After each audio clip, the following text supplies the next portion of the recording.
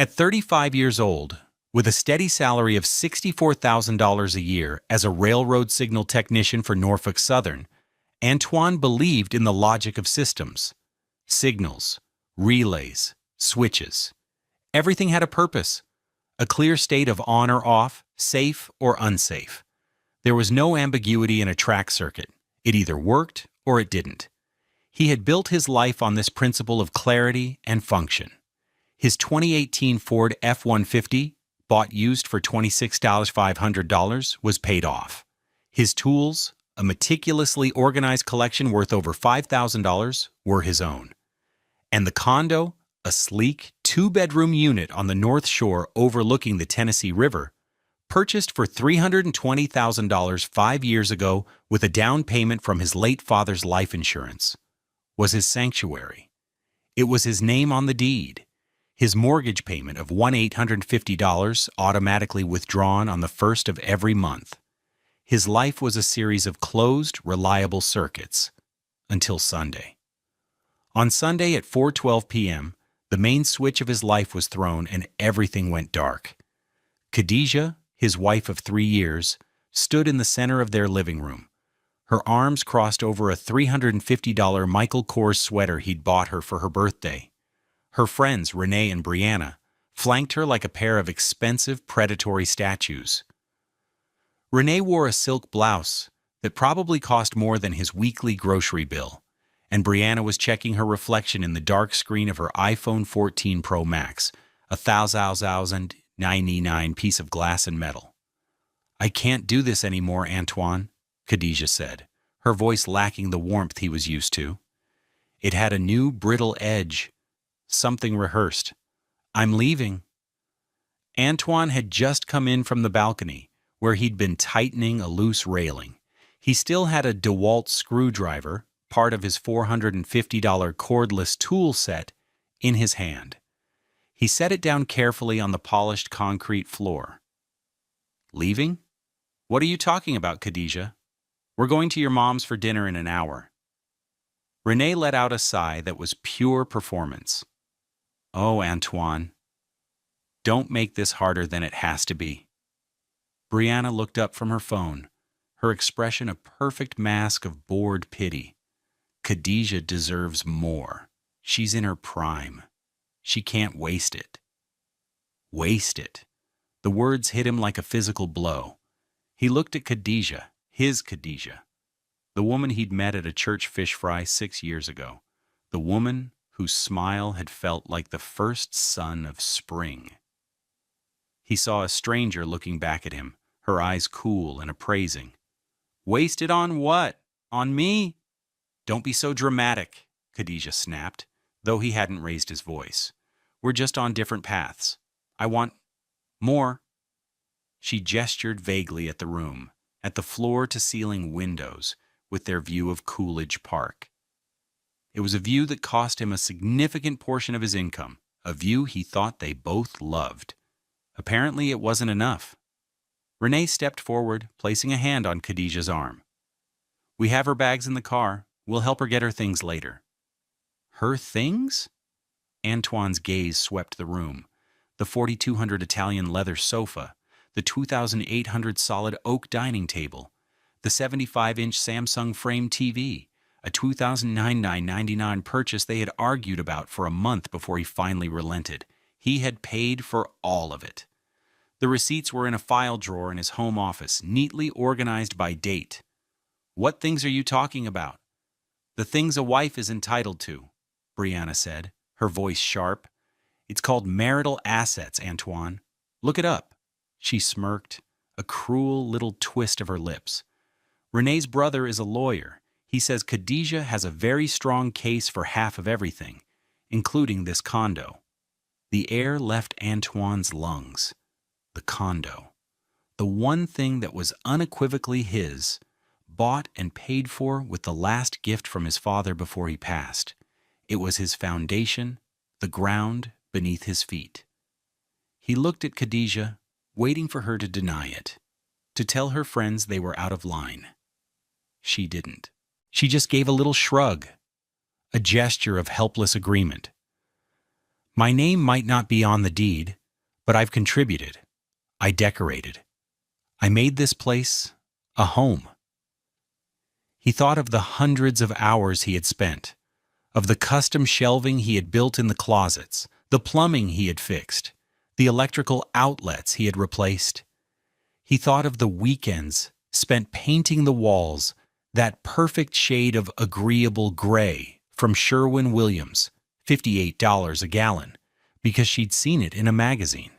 He had made it a home. She had simply lived in it. He felt a cold, clear calm settle over him, the kind he felt right before solving a complex signaling problem at the yard. He had been so focused on the domestic normalcy, on the facade of their life, that he had missed the broken signals, the warnings of an impending crash. Do you know what it's like to realize the life you've built is a lie? To have the person you love most look at you like you're a line item in a budget? Let me know in the comments if you've ever had a moment where the blinders were ripped off. It's a feeling I wouldn't wish on anyone. But this was only the beginning. He had no idea how wrong he was about what was truly happening. The facade of their domestic life had been so convincing, so detailed, that even now, standing in the echoing silence of the condo, Antoine could see the ghosts of it everywhere. Just last Tuesday at 6:15 a.m., he'd been in the kitchen, the one he'd personally renovated at a cost of $18,000 in materials. He was packing Khadijah's lunch, something he did every morning. A turkey and avocado sandwich on Dave's Killer Bread, $6.99 a loaf, a small container of mixed berries, and a Chobani yogurt, $1.50. He'd placed it all in a sleek, insulated lunch bag, a $40 purchase from Williams-Sonoma.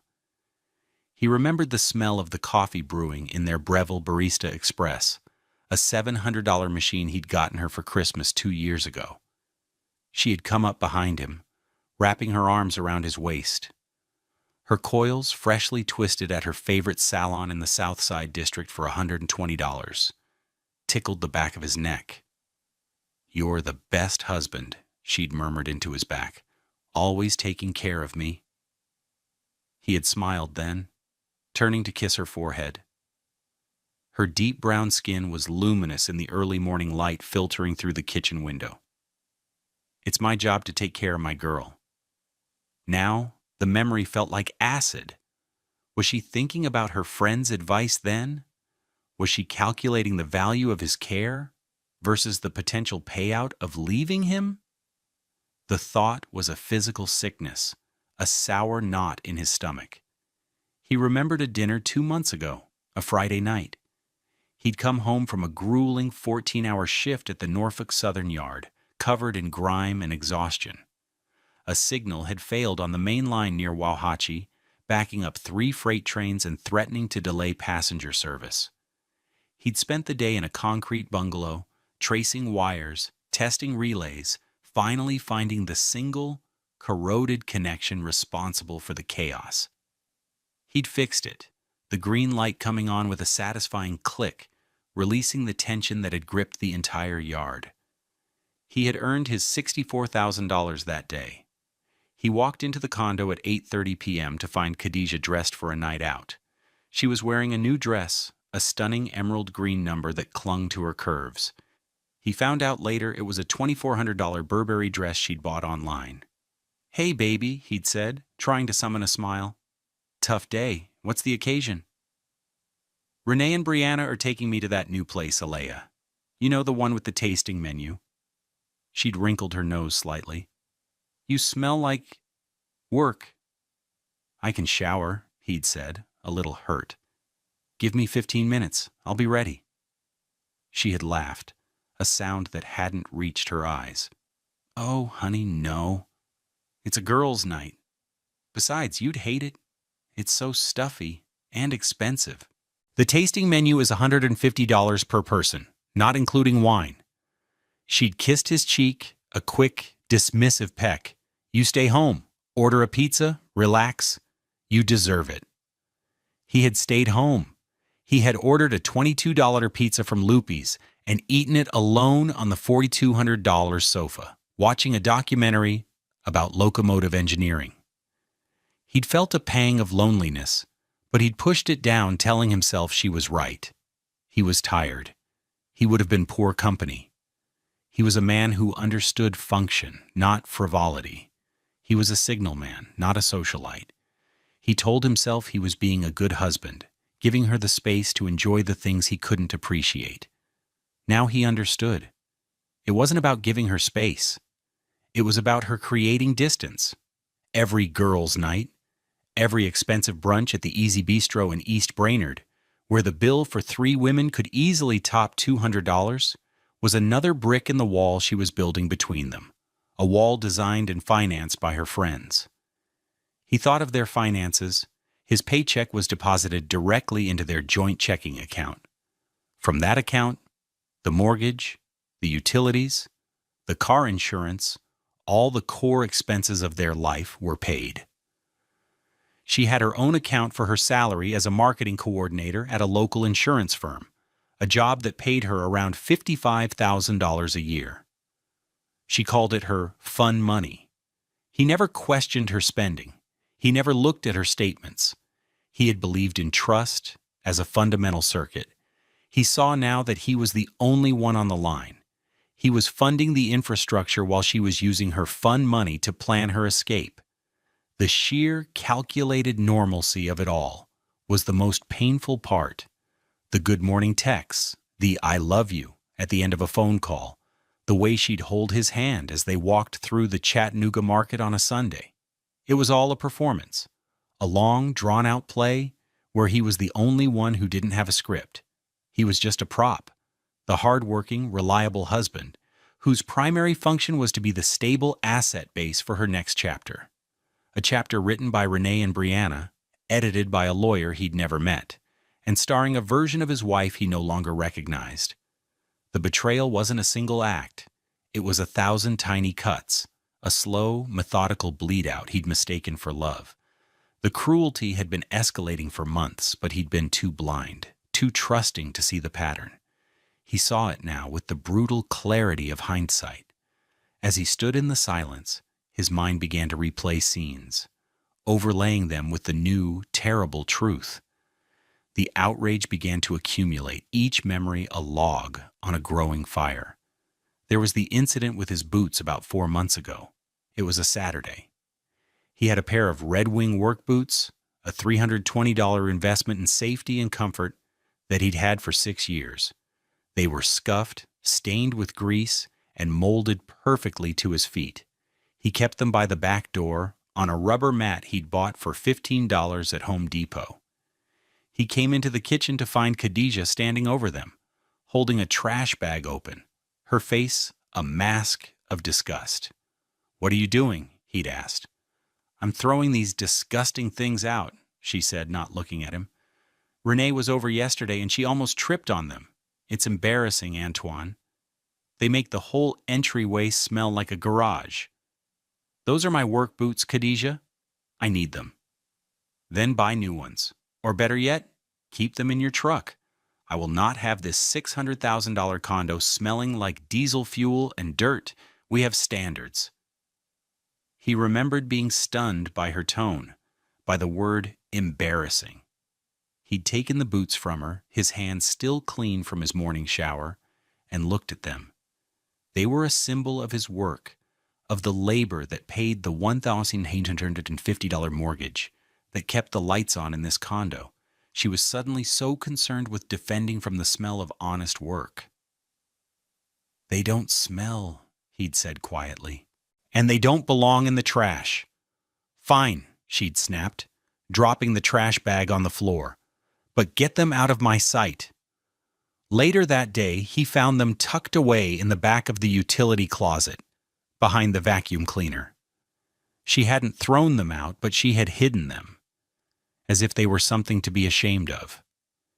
He had felt a sting of humiliation, but had let it go.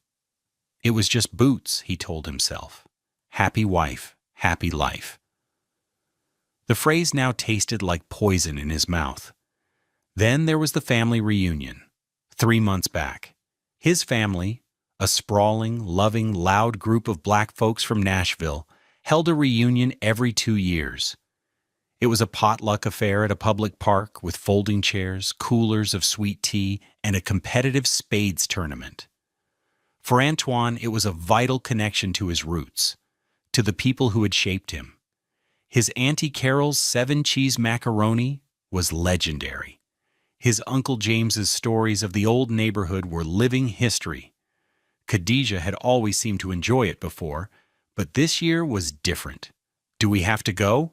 she'd whined. A week before the event? They were in their bedroom. He was laying out his clothes for the next day.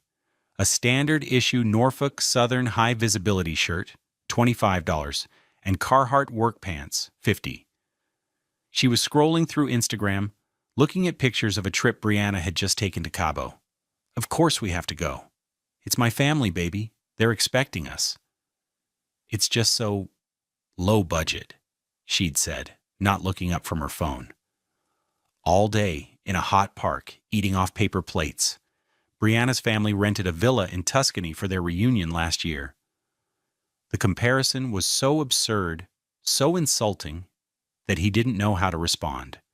He thought of his cousin, Marcus, a teacher who brought 3 giant containers of potato salad. He thought of his grandmother, who at 85 still made a dozen sweet potato pies from scratch. Their offerings weren't measured in dollars, but in love and effort. "My family is not Brianna's family," he'd said, his voice tight. "And there's nothing low budget about them." She'd finally looked up, her expression impatient. "You know what I mean. It's not a good look, Antoine. I have a certain image to maintain for my career, showing up on Monday with a sunburn and smelling like barbecue smoke, isn't it?" They had argued. It was one of their worst fights. In the end, she'd agreed to go. But her presence was a protest.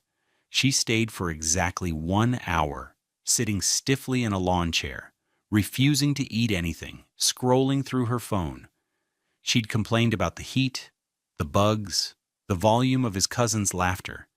She'd made a point of using a small $12 bottle of Evian facial spray every 10 minutes. When his Auntie Carol, a woman with a heart as big as her hug, had offered her a plate of food, Khadijah had smiled thinly and said, "No, thank you. I'm watching my carbs." The insult had been clear to everyone. His aunt had walked away, her shoulders slumped. The warmth of the day had suddenly felt oppressive. They had left shortly after, the silence in his F-150 thick with resentment. He had felt a profound sense of shame, not for his family, but for his wife's behavior. He had defended her to his cousins, making excuses about her having a headache. He had lied to protect her, while she was actively dismantling his world. The final, most cruel cut had come just 2 weeks ago. It was their 3rd anniversary. He had made reservations at the Walden, a quiet, intimate restaurant on a mountain ridge overlooking the city. It was expensive, a $400 splurge he'd been saving for. He'd bought a new shirt for the occasion, a $90 Ted Baker polo. He'd even gotten a fresh haircut for $30. He came home to find her on the phone with Renee, their conversation echoing from the speakerphone in the living room. No, he's taking me to the Walden," Khadijah was saying, her tone weary. "I know, right? So predictable. He thinks a fancy dinner fixes everything." Renee's voice, tinny and sharp, came through the speaker. "Girl, a fancy dinner is the least he can do. You should be in Paris for your anniversary, not some stuffy restaurant in Chattanooga." "I know," Khadijah sighed, "but you have to humor them, you know? It's like giving a dog a treat. He's been working so hard, he deserves his little moment. Giving a dog a treat." Antoine froze in the hallway, his hand on the doorknob, the beautifully wrapped gift in his other hand, a delicate $600 gold necklace with a simple pendant, suddenly felt heavy and worthless. He heard her end the call and stood there, his heart pounding, a sick, heavy rhythm against his ribs. He should have confronted her then. He should have thrown the gift on the table and demanded to know who she was talking about, who she had become. But he didn't. He took a deep breath, hid the rage and hurt behind a carefully constructed mask, and walked into the living room with a smile. He gave her the necklace. She gushed over it, calling it perfect. They went to dinner. He watched her across the table, her face illuminated by candlelight, the $600 necklace around her throat, and he felt nothing but a vast, cold emptiness. He was dining with a stranger who held him in contempt. The outrage was a silent, screaming thing inside him, and he had nowhere to put it. He had sat there making small talk, paying the $427.50 bill with a tip, all while his world was crumbling. The facade held, but it was cracking under the strain, and now it had finally, irrevocably, shattered. The silence in the condo was absolute now. The low hum of the Sub-Zero refrigerator and $11,000 appliance that was supposed to be silent seemed to mock him. Renee and Brianna's car, a white BMW 3 Series that cost at least $43,000, was long gone. Khadijah was gone. The only sound was the frantic beating of his own heart. He walked through the condo, a ghost in his own home, his hand trailing along the cool, sterile surfaces, the granite countertops, the stainless steel, the glass. It all felt like a museum exhibit of a life that was no longer his. He slumped onto the 4200 leather sofa, the one she'd picked out. He felt numb, disconnected. His gaze fell upon the coffee table, a slab of reclaimed wood on a steel frame that had cost an absurd $1,200. On it sat the family iPad, a 10th generation model he'd bought for $449 last Christmas, mainly so they could FaceTime with his mother in Nashville. It was logged into their shared family iCloud account, a detail he hadn't thought about in months. He picked it up, the cool aluminum smooth against his trembling hands. The screen lit up, and that's when he saw it. It was 8:14 p.m. on Sunday, exactly 4 hours and 2 minutes after she had walked out the door. The screen was filled with notifications, banners and bubbles, a cascade of messages from a group chat he'd never seen before. The name of the group was Operation Upgrade. The participants were Khadijah, Renee, and Brianna. His finger hovered over the screen, a strange sense of dread and inevitability washing over him. This was it, the black box recorder from the crash, the final, unvarnished truth. He tapped the notification. The thread opened, a river of blue and gray bubbles stretching back for months. Because Khadijah had her messages set to sync across all devices, and because the iPad was part of their family sharing plan, everything was there. Every text, every screenshot, every cruel joke and calculated plan. It was a digital blueprint of his life's demolition. His breath hitched. He started scrolling up, his thumb moving faster and faster, going back in time. He needed to see where it began. He scrolled past today's messages, past last week's, past last month's. He kept scrolling until he found the very first messages in the group, dated 6 months and 4 days ago. Renee, 10:23 a.m. Okay, we need to talk about Antoine. Brianna, 10:24 a.m. LOL. What about him? Did he wear his dirty work boots in the house again? Khadijah, 10:26 a.m. Stop it, you guys. He's a good man. Renee, 10:27 a.m. He's a good man who makes $64,000 a year and thinks a night out is going to Chili's. You are 34, Khadijah. You are in your absolute prime. Your skin is glowing. Your body is right. You could have a doctor, a lawyer, an entrepreneur. You're driving a Honda while you could be in a G-Wagon. Brianna, 10:28 a.m. She's right, Kay. Love doesn't pay the bills. Or, more accurately, his love isn't paying your bills. You're wasting your prime on a project, not a partner. Antoine felt the air get thin. He remembered that day. It was a Tuesday. He had just finished a shift, and he had brought Khadijah flowers, a $20 bouquet of tulips from Trader Joe's, just because. She had seemed distant. Now he knew why.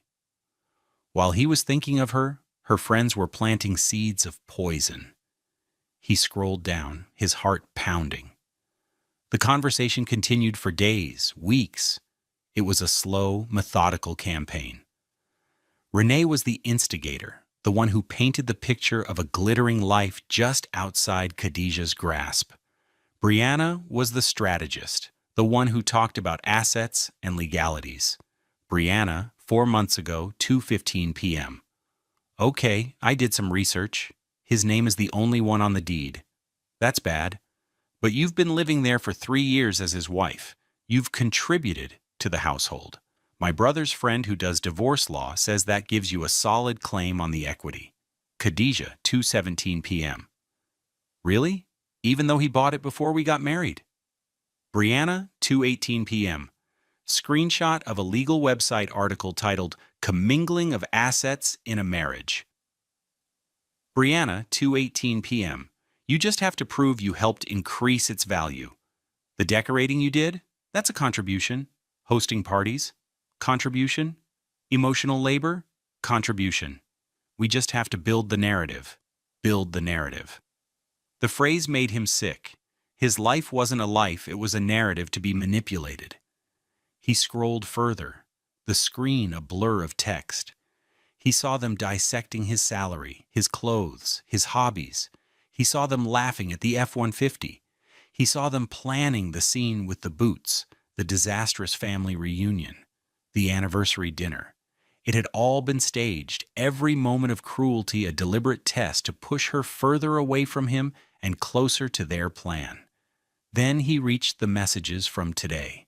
Sunday, the day of the walkout. Renee, 3:45 p.m.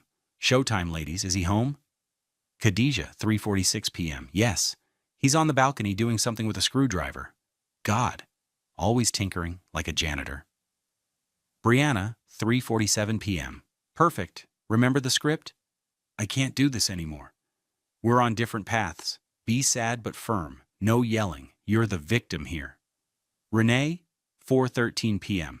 Picture message, a selfie of the three of them in the elevator, smiling broadly with the caption, Freedom.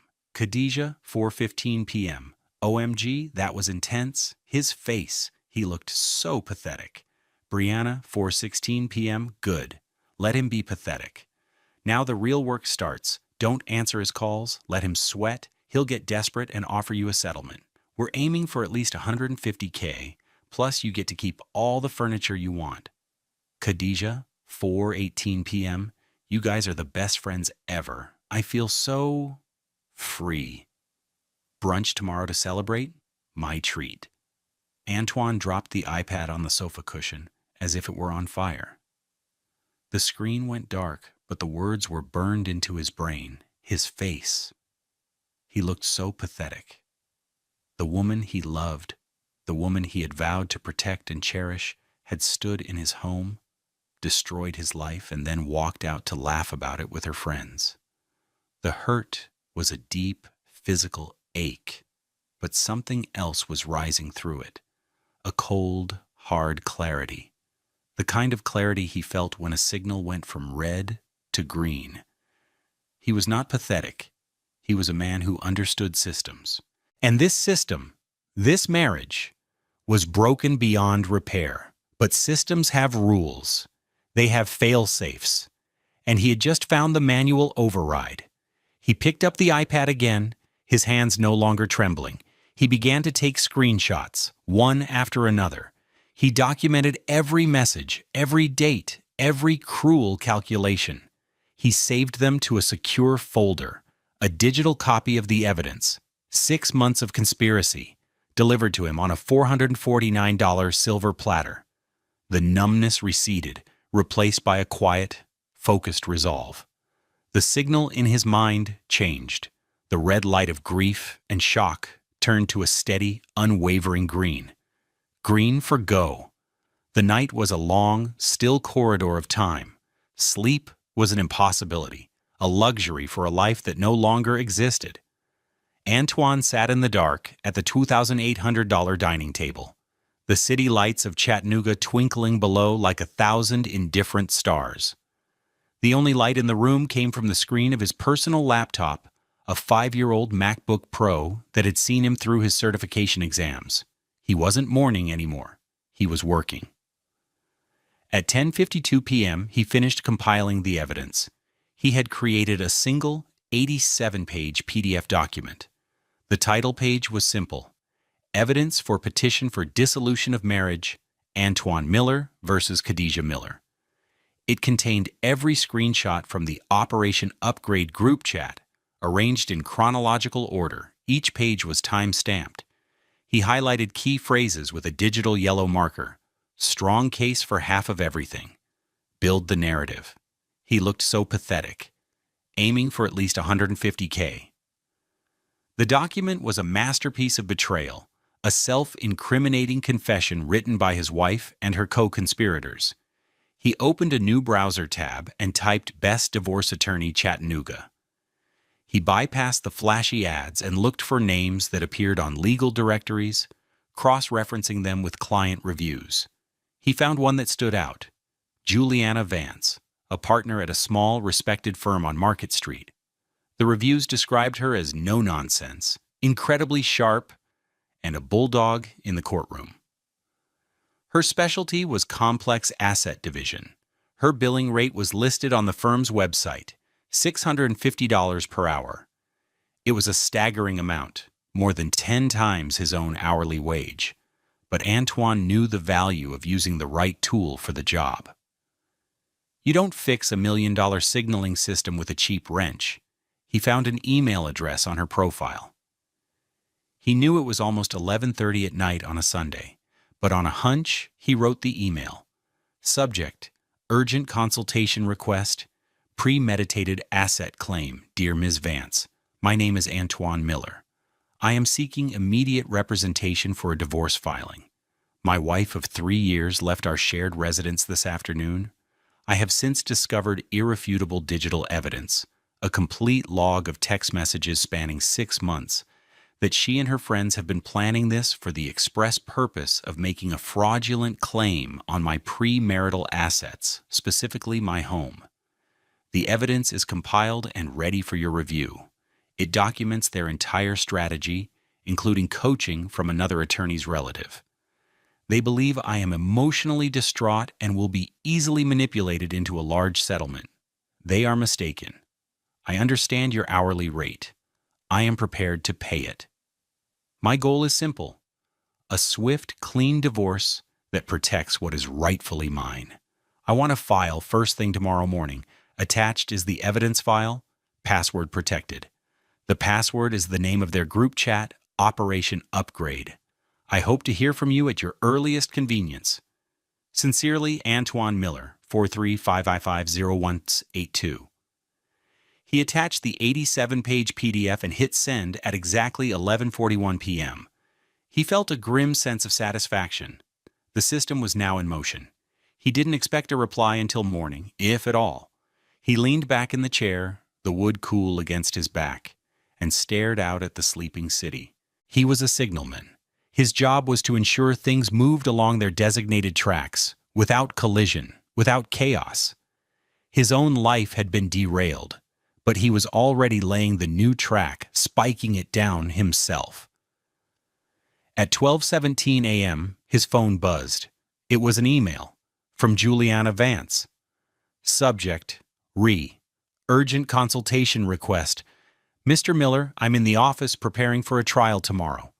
I don't normally check new client emails at this hour, but your subject line was specific. I have reviewed the first 20 pages of your attachment. This is not just evidence of bad faith. This is a textbook case of conspiracy to commit fraud. The fact that they put all of this in writing is astonishing. The arrogance is breathtaking. Their narrative is about to collide with reality.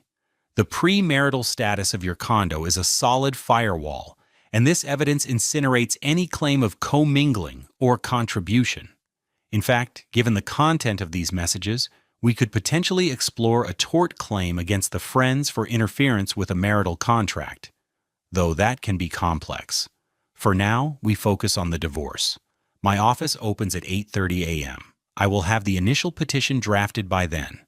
We will file it electronically with the Hamilton County Court the moment it opens at 9 a.m.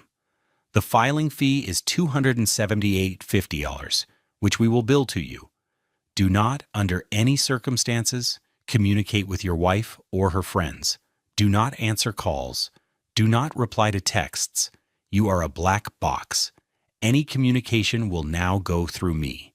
Your only job tomorrow is to change the locks on your condo. I will call you at 8:45 a.m. to confirm before we file. Get some rest. You've already done the hard part. Juliana Vance and Associates billing at $650 per hour. Antoine read the email 3 times. A wave of profound relief washed over him, so potent it almost brought him to his knees. He wasn't alone in this. He had an ally, a bulldog. He had made the right call, used the right tool. The plan was no longer just his. It was a legal strategy. He closed his laptop. For the first time since 4:12 p.m., he felt a flicker of something other than pain or rage. It felt like control. He walked into his bedroom, the one they had shared, and closed the door. He wouldn't sleep, but he would rest. He had a busy day tomorrow. The story was supposed to be different. In the narrative crafted in the Operation Upgrade chat, Antoine was supposed to spend Sunday night and Monday morning falling apart. He was supposed to be the protagonist in a tragedy of his own making, a clueless, heartbroken man blowing up Khadijah's phone with a desperate series of texts and calls. Expected text Dister 1 Sunday 9 p.m. Baby, please come home. I don't understand. Expected text number 2 Sunday 11:30 p.m.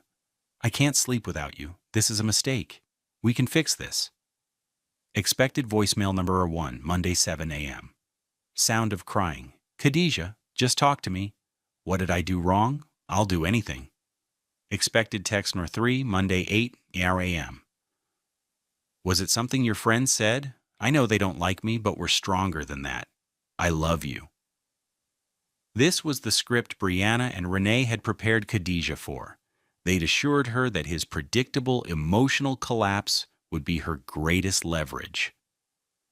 He'll be so desperate to stop the pain that he'll agree to anything to make it go away, Brianna had texted. That's when your lawyer sends the first demand letter. He'll sign it without even reading it. But Antoine was not following their script. He was a man of systems, and when a system is compromised, you don't plead with it. You isolate the fault and follow procedure. His procedure was silence. While they were waiting for him to play the part of the jilted, pathetic husband, he was methodically gathering evidence, hiring a lawyer, and preparing his counter-move. He was not playing dumb. He was playing dead. And they had no idea the silence they were celebrating was the calm before a perfectly executed strike.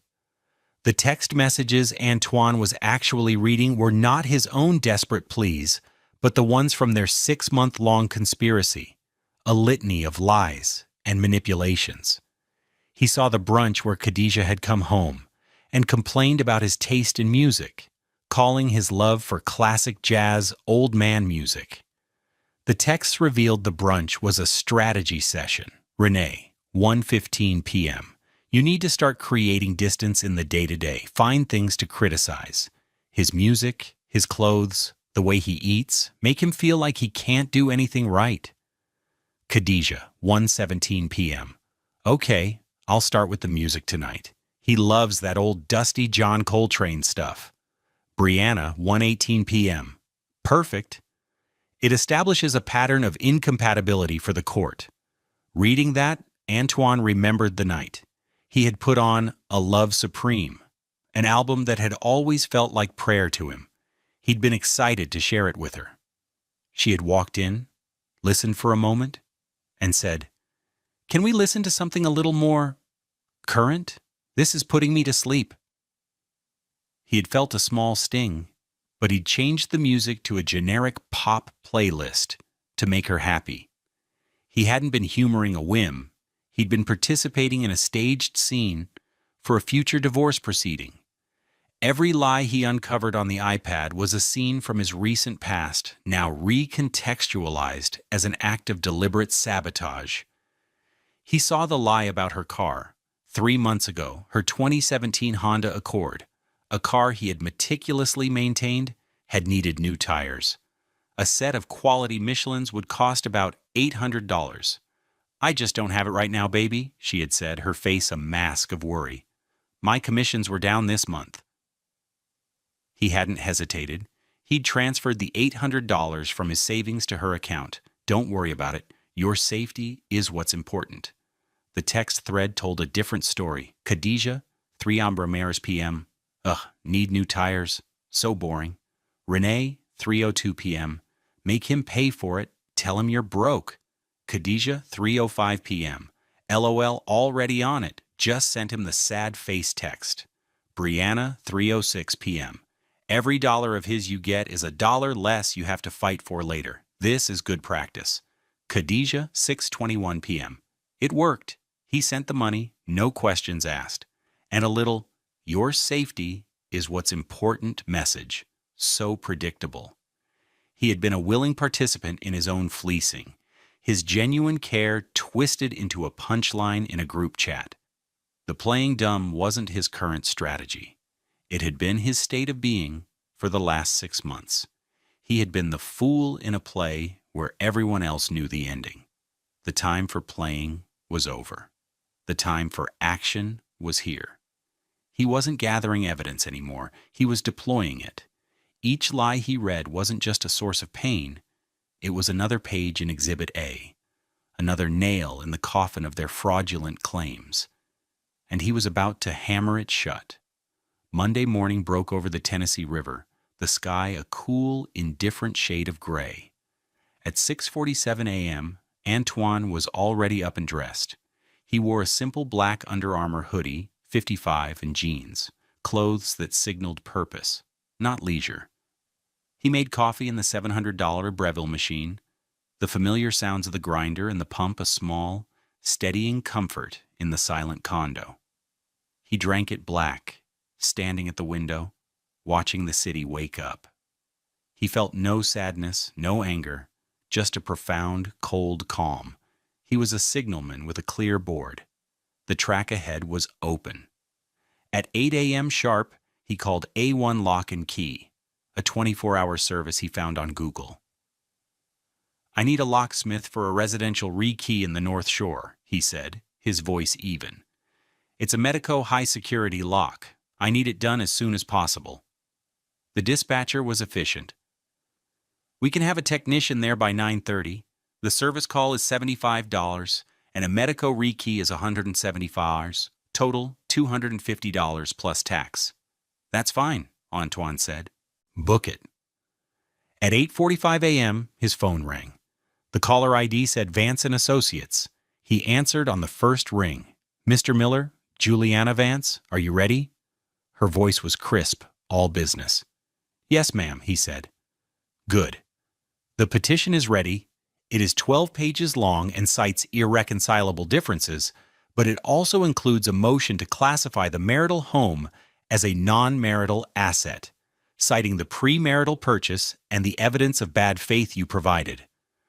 We are attaching your 87-page PDF as Exhibit A. This is an aggressive opening, Mr. Miller. It's designed to shock and awe. Are you comfortable with that?" "I am," he said. There was no hesitation. "Excellent. The moment I hang up, my paralegal will e-file it. The court will process it, and a sheriff's deputy will be assigned to serve your wife. Where can she be found?" Antoine thought of the celebratory brunch. "She will likely be at the Easy Bistro in East Brainerd with her friends, Renee Maxwell and Brianna Jones. If not, she is staying with Ms. Maxwell at her apartment at the Dwellings in the South Side." He provided the address he'd seen on a piece of mail once. There was a moment of silence on the line. He could almost hear Juliana Vance smiling. "Mr. Miller, your precision is commendable. We will ensure she is served today. I will also have a cease and desist letter couriered to Ms. Maxwell and Ms. Jones by this afternoon, warning them against any further contact or interference. Now go change your locks." The line clicked dead. At 9:01 a.m., Antoine's email pinged. It was a confirmation from the Hamilton County court system. A new case had been filed. Miller versus Miller, case number 24D, 1887. The strike was launched. At 9:32 a.m., the locksmith arrived. A quiet man with calloused hands and a large tool bag. He worked with an efficient, practiced silence that Antoine appreciated. He removed the lock cylinder, repinned it, and handed Antoine 2 new, gleaming Medico keys. The entire process took 20 minutes. Antoine paid the $268.13 invoice with his personal credit card and handed the locksmith a $20 bill. "Thank you," he said. "Stay safe," the locksmith replied, and was gone. Antoine stood in his hallway holding the new keys. They felt solid, real. He walked to the door, locked it, and then unlocked it. A perfect, clean, mechanical action. He then took his old key, Khadijah's old key, and the spare they kept in a drawer, and dropped them into the trash chute at the end of the hall. The sound of them clattering down the metal shaft was deeply satisfying. He went back inside and sent an email to the condo building's manager, a man he had a good relationship with. Subject: Security Update, Unit 1204. "Hi, David. Please be advised that as of 10 a.m. today, Khadijah Miller is no longer a resident at the above address. I have had the locks rekeyed. Please remove her from the authorized occupants list and deactivate her key fob for all building access points, including the garage and gym. Any attempt by her to gain access should be directed to me, or, failing that, reported as trespassing. My attorney's information is attached, should you have any questions." He attached Juliana Vance's contact card and hit send. He had fortified his position. The walls were up. The signals were all red. Nothing was getting in without his permission. The first text from Khadijah arrived at 11:58 a.m., right on schedule. It was a picture of a mimosa, held up against the backdrop of the bistro. The caption was a single word: "Cheers." Antoine looked at it, his face impassive. He did not reply.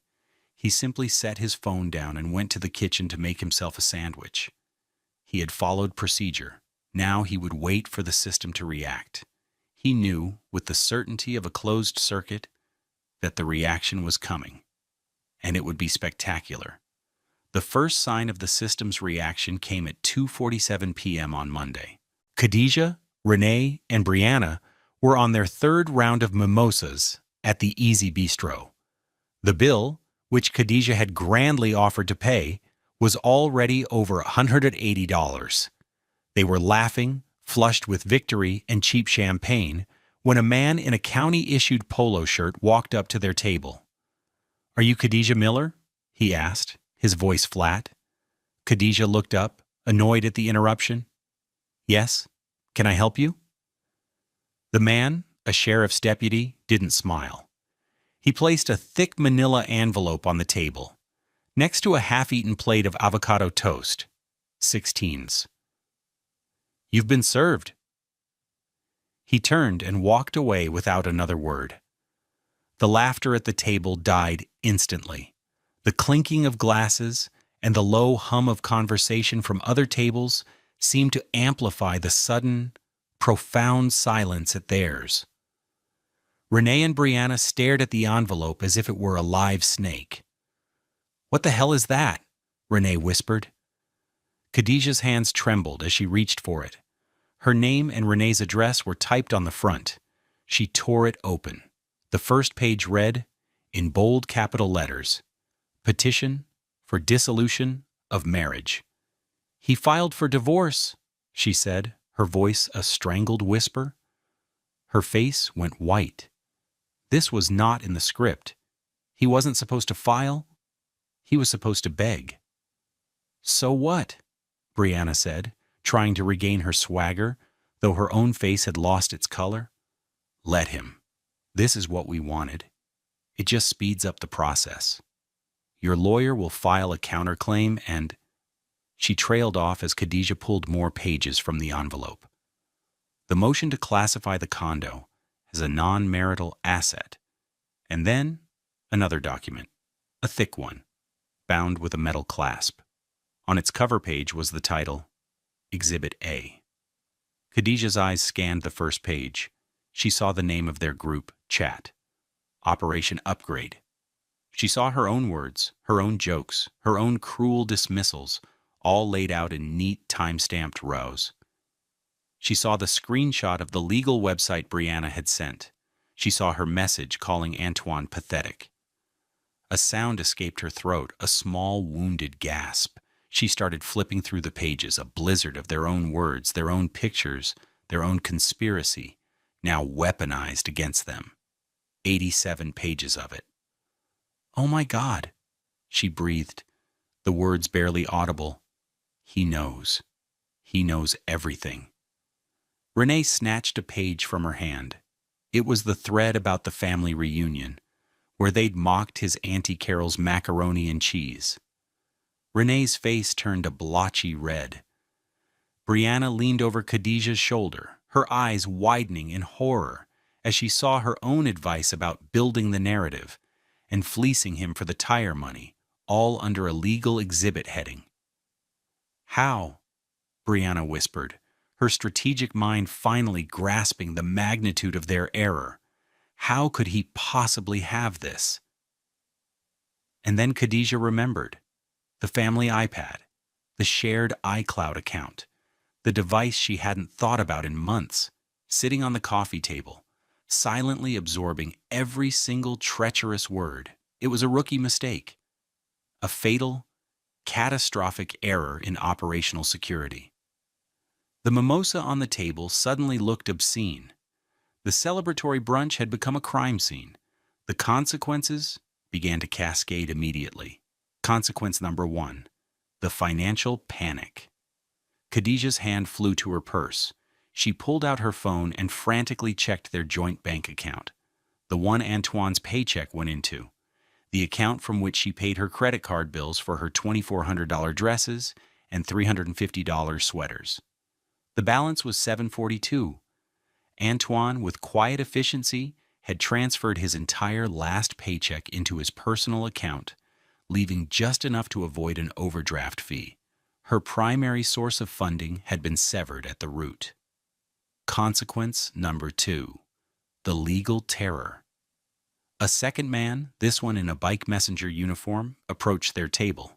He had 2 more envelopes. "Renee Maxwell?" he asked. She nodded numbly. He handed her one. "Brianna Jones?" He handed her the other. They were cease and desist letters from Vance and Associates. The language was brutal. It accused them of tortious interference with marital contract and conspiracy to commit fraud, and warned that any further communication with Khadijah regarding the divorce, or any contact at all with Antoine Miller, would result in immediate legal action against them personally. Their potential liability was not just for emotional distress, but for any legal fees Antoine incurred as a result of their scheme. The bill for their advice was coming due. Consequence number 3, the social implosion. Brianna was the first to crack. She stood up so quickly she knocked her chair over. "This was you," she hissed at Khadijah, her face a venomous mask. "This was your mess. You got sloppy. I am not getting sued for you." She threw a $50 bill on the table. "Don't call me." She turned and fled the restaurant, not looking back. Renee was next. She was staring at the legal letter, her face pale with fear. "My brother, he's going to kill me. His name is all over this. I have to go." She grabbed her purse and scurried away, leaving Khadijah alone at the table with the wreckage of their plan. Consequence number 4, the public humiliation. Khadijah sat there frozen as the other patrons of the bistro openly stared. The scene had been quiet but intensely dramatic. She was the woman left behind, surrounded by legal documents and an unpaid bill. The waitress approached cautiously. Ma'am, is everything okay? Can I get you the check? Khadijah looked at the bill, 187.34. She looked in her wallet. She had $43 in cash. Her credit card, the one she paid from the joint account, was now a useless piece of plastic. She had to use her debit card, linked to her own meager fun money account, wiping out most of her available funds to pay for the brunch that had destroyed her life. Consequence number 5, the homelessness. She left the restaurant in a daze and drove Renee's BMW, which Renee had left her the keys for, to the North Shore condo. She knew it was a long shot, but she had to try. She walked up to the heavy wood door of Unit 1204 and inserted her key. It slid in, but it wouldn't turn. She tried again, jiggling it, her panic rising. Nothing. He had changed the locks. The finality of it hit her like a physical blow. She was locked out. She pounded on the door, her composure finally shattering. Antoine, Antoine, let me in. We need to talk. There was no answer, just the cold, indifferent silence of the hallway. She was, for all intents and purposes, homeless. The carefully constructed world of Operation Upgrade had been dismantled in less than 3 hours. The signalman had thrown all the switches. Every track leading back to her old life was now blocked by a hard, immovable red light. The voicemail escalation began at 3:15 p.m. on Monday, a predictable progression from confusion to utter collapse. Antoine, sitting in the quiet of his condo, listened to them on speakerphone, his face a mask of calm neutrality. He was not a participant, he was an observer, documenting the system's failure. Voicemail number 1, 3:15 p.m., Khadijah, voice trembling with rage. Antoine, pick up the phone. What the hell is this? You filed for divorce? And you served me at brunch in front of my friends? And you sent them letters? What is wrong with you?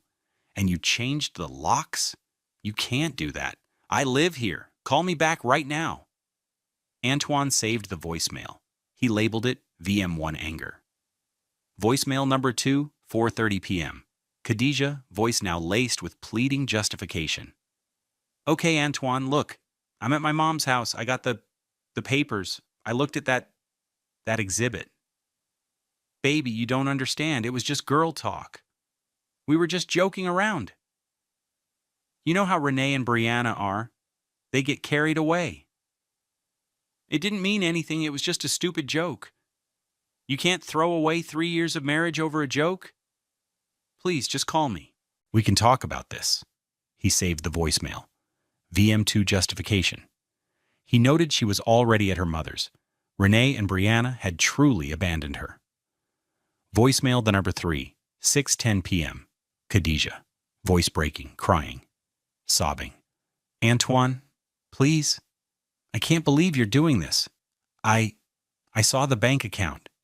You took all the money. How could you do that? I have nothing. My friends won't even answer my calls. You've ruined everything. I thought you loved me. If you ever loved me, you'll call me back, please. He saved the voicemail. VM3 pleading. The suffering in her voice was real, but it was the suffering of a gambler who had lost a bet, not the sorrow of a wife who had lost her husband. Voicemail number 4, 9:45 p.m. Khadijah's mother, Mrs. Jackson. Her voice was stern, disappointed, and weary. Antoine, this is Eleanor Jackson. Khadijah is here. She's a mess. She showed me the papers your lawyer sent. She also showed me the exhibit. All 87 pages. I read them. I have no words. I am so sorry. I raised my daughter better than this. Whatever you choose to do, I understand. I just wanted you to know that. He saved the voicemail. VM4 mother. This one, he felt. Mrs. Jackson was a good woman, a woman of deep faith and character. He had always loved her. Her shame was palpable, and it was for her, not for him, that he felt a pang of sadness. The next day, Tuesday, was quiet. No calls, no texts. Antoine spent the day at home, as Juliana Vance had advised. He cleaned the condo, not frantically, but methodically. He packed up all of Khadijah's things, the clothes, the shoes, the makeup, the $165 bottles of perfume. He used the expensive, empty suitcases she kept in the closet, the ones she'd bought for the trips to Paris and Tuscany she'd planned to take without him. He packed everything with care, folding her sweaters, wrapping her jewelry in tissue paper. It was not an act of anger, but of closure. He was clearing out the last remnants of a faulty system. At 4:00 p.m. on Tuesday, he got a call from the front desk. "Mr. Miller, there's an Eleanor Jackson here with her daughter. They have a U-Haul van. They say they're here to pick up Ms. Miller's belongings." "Thank you, David," Antoine said. "Send them up." He opened the door before they knocked. Khadijah stood behind her mother, her face puffy from crying, her eyes red-rimmed. She was wearing sweatpants and a hoodie, a stark contrast to the designer clothes she favored. She wouldn't look at him. Mrs. Jackson, however, looked him straight in the eye. Her own eyes were filled with a deep, profound sorrow. She was a proud, elegant black woman, and this was a deep humiliation for her. "Antoine," she said, her voice soft, "thank you for letting us come." "Of course, Mrs. Jackson," he said. He had arranged the suitcases neatly by the door, 10 of them in total, plus several boxes of shoes. "It's all there," he said, his voice gentle, "for her sake." Mrs. Jackson nodded. She turned to her daughter. "Khadijah, get your things." Khadijah stared at the floor, frozen. "Khadijah," her mother said, her voice sharper now, "you made this mess. Now you will clean it up. Pick up your bags." Slowly, like a sleepwalker, Khadijah began to move the bags and boxes into the hallway, where they would load them onto a dolly to take down to the U-Haul. She and Antoine never spoke, never made eye contact. He just stood in his doorway, a silent, unmovable observer. When the last bag was out, Mrs. Jackson turned to him one last time. "She'll sign the papers, Antoine. There will be no fight. I'll make sure of it." She reached out and put a hand on his arm. "You are a good man. You deserve better than this. I am so, so sorry." Tears welled in her eyes. Antoine just nodded, his own throat tight. "Take care of yourself, Mrs. Jackson." He watched as she walked down the hall, took her crying daughter by the arm, and led her to the elevator. He saw her press the down button. The doors opened, they stepped inside, and they were gone.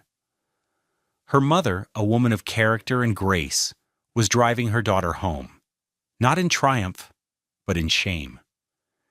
The entire Operation Upgrade had concluded, not with a $150,000 payout and a new life in a G-Wagon, but with a rented U-Haul and a ride back to her childhood bedroom, a complete and total failure.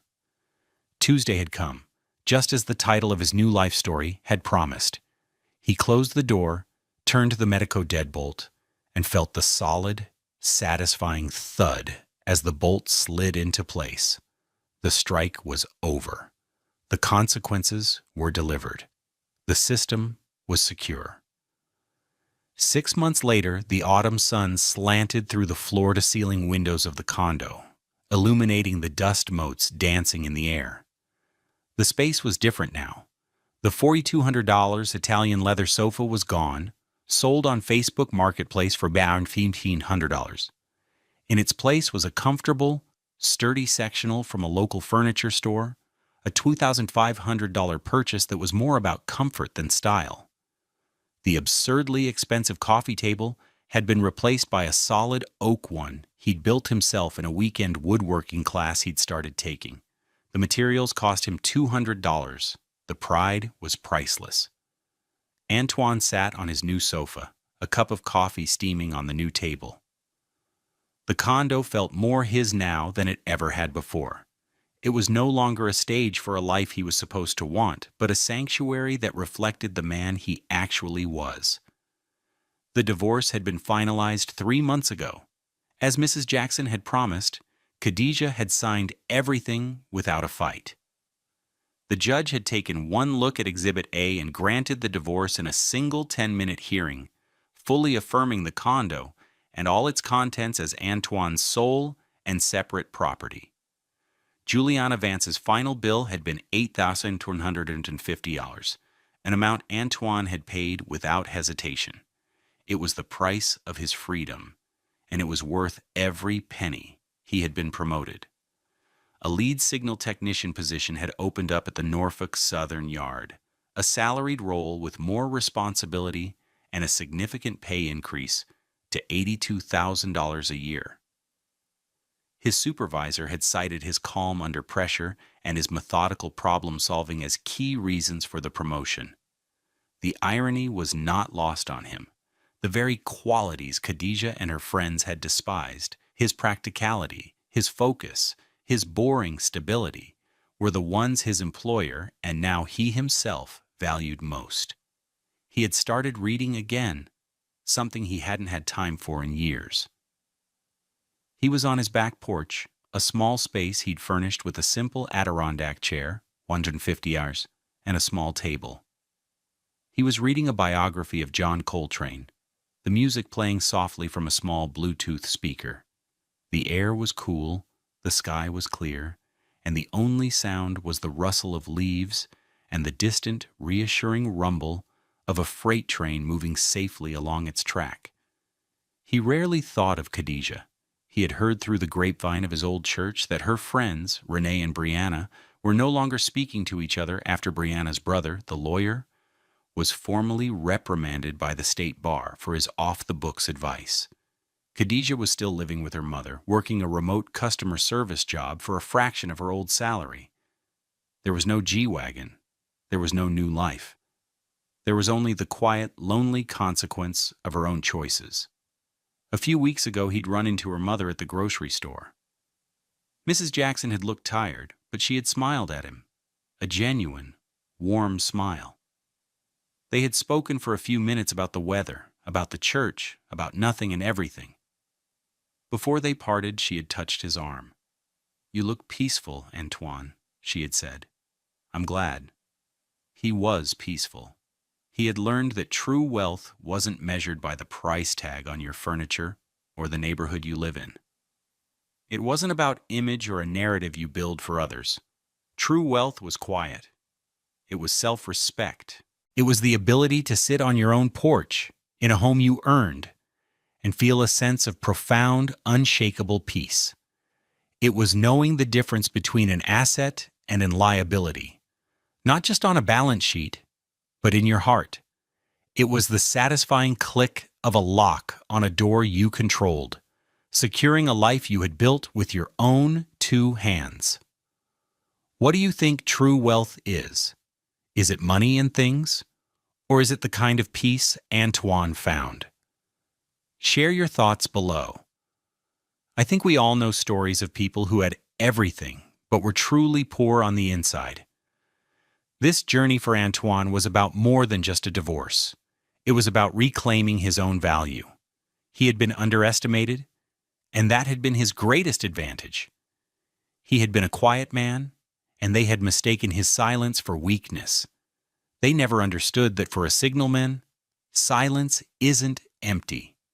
It's the space where you listen for the problem, where you diagnose the fault, and where you plan the solution with still, signal light precision.